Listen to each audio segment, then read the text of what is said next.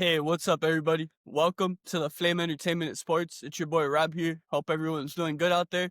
Make sure to keep up with us on Instagram and TikTok at the flame_es. On this episode of the show, we're going to be going back to our classic roots. We're going to be starting off in the entertainment world as we cover the amazing news of the engagement of Taylor Swift and Travis Kelce. Then in the sports world, I'll be giving my thoughts on the Dolphins' initial 53-man roster as we are officially 1 week away from NFL Week 1, kicking off next week as the Dolphins head to Indianapolis to face off against the Indianapolis Colts. So with all that said, let's start off in the entertainment world as we talk about the amazing news regarding the engagement of Taylor Swift and Travis Kelce.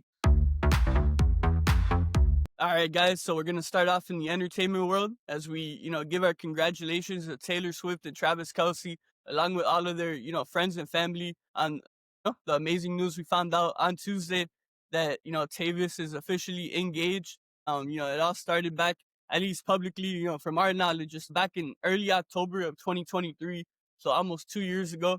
And now, a little less than 2 years later, Taylor and Travis are officially an engaged couple. It's been incredible to, be able to witness their love story so far. It's been amazing to see the different milestones that, we've kind of seen them go through publicly. And yeah, overall, at least for me, to talk about, their engagement really quick.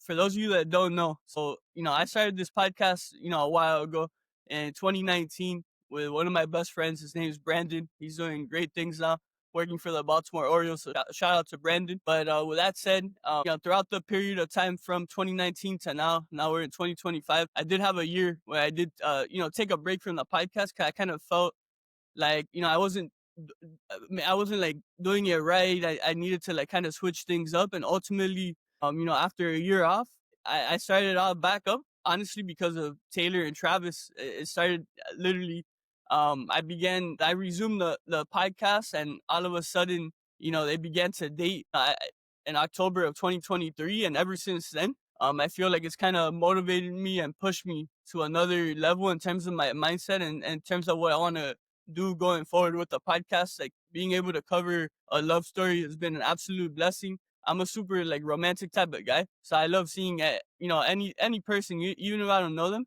Like I just want to see everyone like find love and find their person, because I feel like it's so important and beautiful to see. For me from the outside looking in, it's been an absolute blessing to be able to cover them on here, on the podcast, on social media, on Instagram and TikTok. Every time there's a sighting of them, or whether it's Travis practicing or Taylor performing at a concert, I always try to, keep up and put it out there for all our followers out there. So thank you for everyone who, consistently likes all of our, Tavis content on social media and on the podcast. We really appreciate you all. And, we hope to continue to provide more coverage of this amazing couple going forward. It started publicly, at least in October of 2023. We saw Taylor little by little going to games. We saw them two being spotted out on date nights in New York City. And ultimately, we've seen Taylor at the AFC Championship. We've seen her in Super Bowls. We've seen her in any type of regular season game. This offseason, I feel like a lot has happened. Like when Travis moved down to Florida, near Boca Raton, to train, right, to focus solely on training for the upcoming season. And then we find out Taylor, moved here with him, and we saw them, people spotted them out a couple times here near West Palm Beach in Florida. The most recent event, of course, was Taylor appearing on Travis and Jason's, podcast, and New Heights podcast. And now, of course, the engagement. So I just think of all these little milestones within this almost 2 year period. And it's just been an absolute joy and blessing to see the progression, at least from the outside looking in. Obviously, I can't tell you what's going on internally, what goes on there in a day-to-day basis, but at least from the outside looking in, it's just been an absolute blessing. And I thank God that he's given me the opportunity to be able to cover this couple who's really taking over the world and the country when you really think about it, throughout this like short, almost 2 year span. I'm just super happy for Taylor and Travis. And something I really want to emphasize is that something that I've noticed throughout this relationship that I've kind of pointed out to people here and there throughout this journey is that this has felt different from the beginning, in my opinion, in regards to like other relationships for Taylor in the past. Like I felt like this has been the most open she's been, the most like, yeah, like out there she's been. She hasn't been wanting to hide this relationship. You kind of think of her previous relationship before with Joe Alwyn, and they're together for a very long time. but like I don't think they're even spotted out in public more than once. Maybe they really were spotted out once in public. So yeah, that's just been something that's really caught my eye from the beginning. That's felt different in comparisons, like I said, to these other relationships. And ultimately, now we see almost 2 years in, they're officially engaged, and now Travis is set to start his upcoming 13th season in the NFL. Most likely going to be his final one. He hasn't announced it, but signs are kind of pointing towards that. So his season kicks off officially next Friday night as the Chiefs play in Brazil for the second NFL game of the season. So that's going to be a fun Friday night. I know everyone's going to be watching that game, and I'm definitely going to cover it on here on the podcast. So stay tuned for that. And then of course Taylor, the Life of a Showgirl is coming out soon in a couple months already.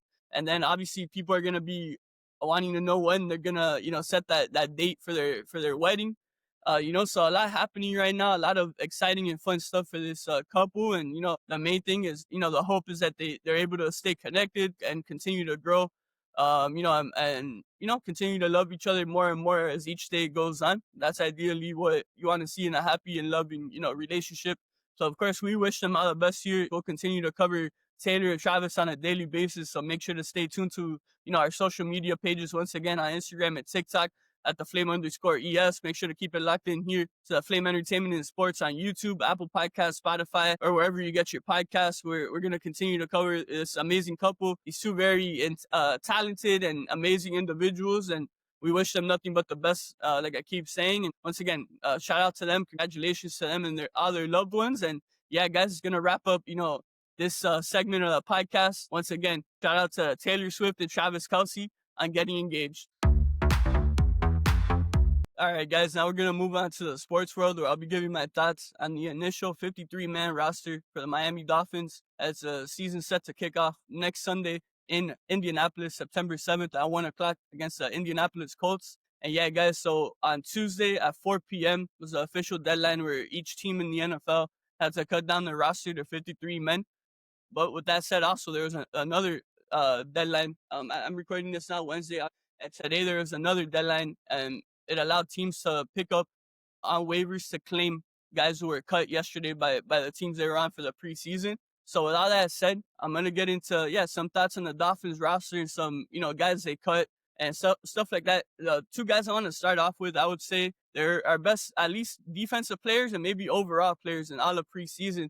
And there are two pass rushers, in Derek McClellan and Grayson Murphy. Shockingly, for me at least, they were both cut by the Dolphins. I thought they did more than enough to earn a roster spot this season going forward. Ultimately, there's only a certain amount of pass rushers at the end of the day that you could carry on this roster. And I understand, being that the Dolphins already have, the veteran presence of Jalen Phillips, Bradley Chubb, Chop Robinson, and Matthew Judon. And they also decided to keep Cameron Good, who's, been a contributor here as well.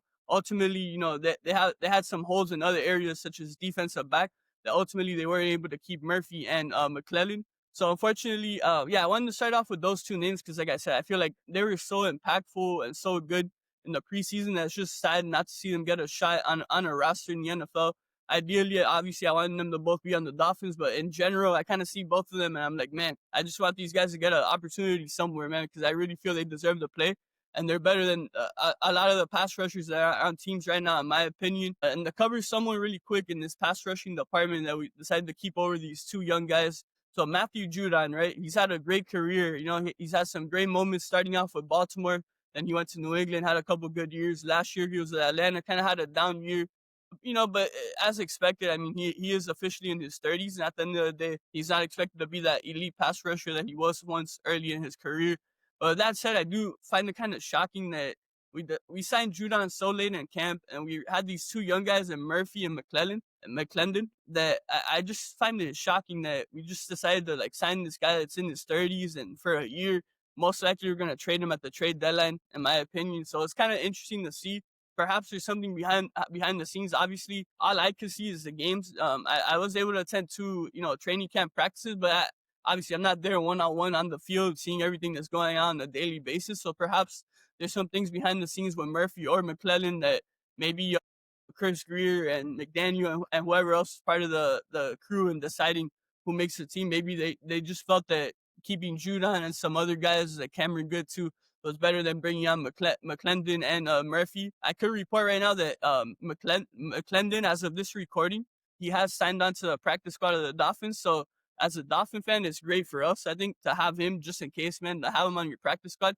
I honestly, I thought he was gonna get picked up by another team. In terms of Grayson Murphy, as a time of the recording right now, I haven't really heard any news on him. Obviously, as a Dolphin fan, the hope is that we get to keep him on our practice squad. But ultimately, if he does get a spot somewhere on another roster, I hope he does amazing things, man. I'm gonna be following McClendon and Murphy going forward. So I wanted to make sure to start with them.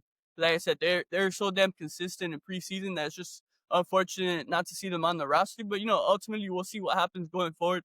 At least knowing that we have McClendon, at least for now, is some good insurance, right, in case of injury or in case of anything happening. At least we have McClendon right now. We know his ability and what he could do out there. But yeah, that's the group I wanted to start with. And of course, the other group, a very controversial group that people are concerned about, is the cornerback room.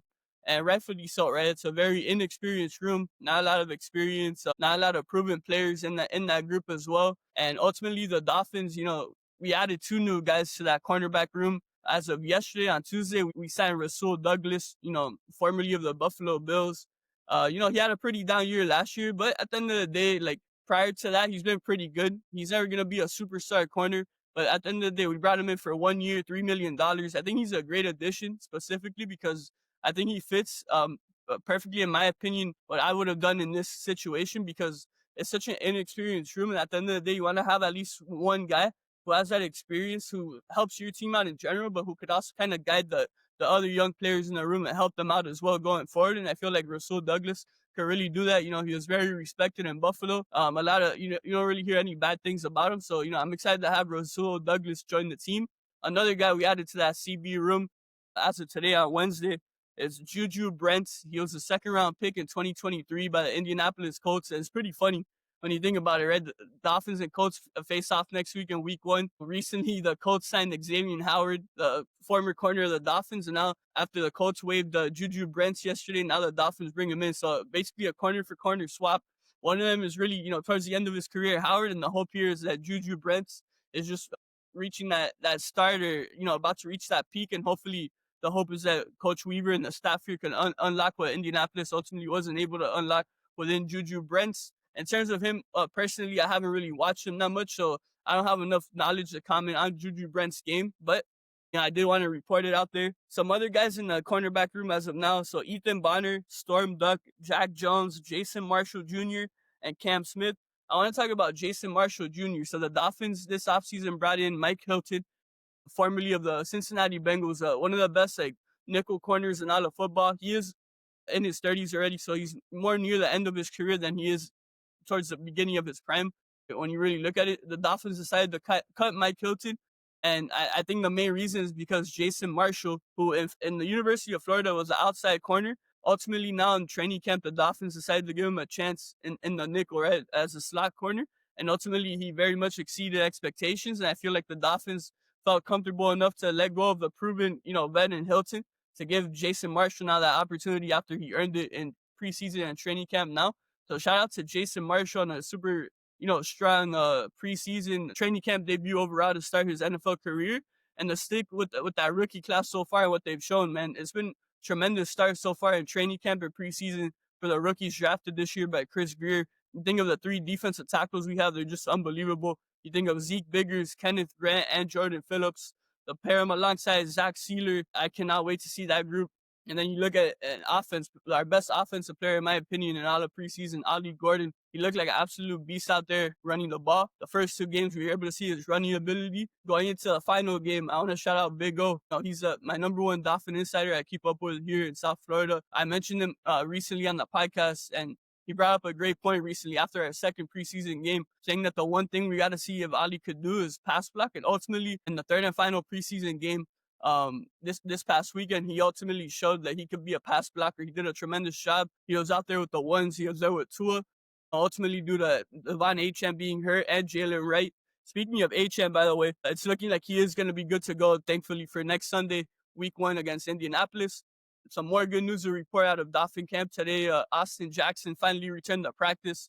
Our starting right tackle, of course, he's been out for the majority of training camp. He didn't play in the preseason at all, but thankfully, he's officially back on the practice field, man. We very much need Austin Jackson, especially starting off the season next week. It would have been very scary to go into that game with Larry Borum or one of the other backup tackles. Speaking of tackles, let's go into that tackle group right now. So here are the guys that we kept: Larry Borum, Aaron Brewer, Daniel Brunskill, James Daniels, Austin Jackson, Jonah Savayanaya, Patrick Paw, and Keon Smith. So we have a couple, I feel like we still have some holes in that O-line group, but something I do want to report that I'm happy to say, the Dolphins are bringing back Kendall Lamb. He's been with the Dolphins the last 3 or 4 years, I want to say. He's been a tremendous swing tackle, especially when Teron Armstead would go down. Kendall Lamb would slip right in and do an incredible job. This past offseason, he signed with the Philadelphia Eagles. The Eagles ultimately cut him. The Dolphins claimed him today off of waivers. He's officially back on the 53-man roster, so I'm super happy to have Kendall Lamb. Bringing back Kendall Lamb, makes me less nervous because we already know what Kendall Lamb could do. We know that any type of situation you put him in there, he's going to come through for you. He's going to perform. He's going to block, and he's going to go above and beyond. I really like Kendall Lamb. I feel like he's been a very underrated piece throughout the last couple of years for Miami. Ultimately, the offensive line as a whole has pretty much struggled, but Kendall Lamb's been one of the bright spots. So I'm glad that they're able to bring him back, and hopefully he's able to help us going forward. But yeah, guys, those are some initial thoughts that I wanted to give on the Dolphins. Obviously, I could have reacted, go down the whole 53-man roster. Another thing before I wrap up, actually, I almost forgot.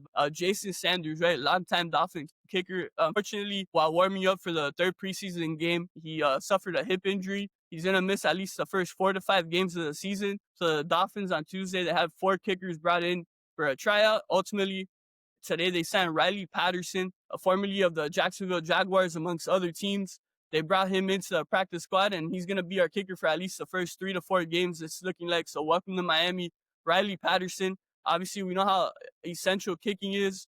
We're really hoping that the special teams overall as a unit turns around with a brand new coach this year after very much being the worst special teams in the NFL, I would say, the last 3 years. So yeah, welcome in Riley Patterson. We're going to need him to come through, make some big kicks, but we'll see ultimately what happens going forward. And obviously, we want to wish Jason Sanders all the best in his recovery. He's been such a staple here in Miami.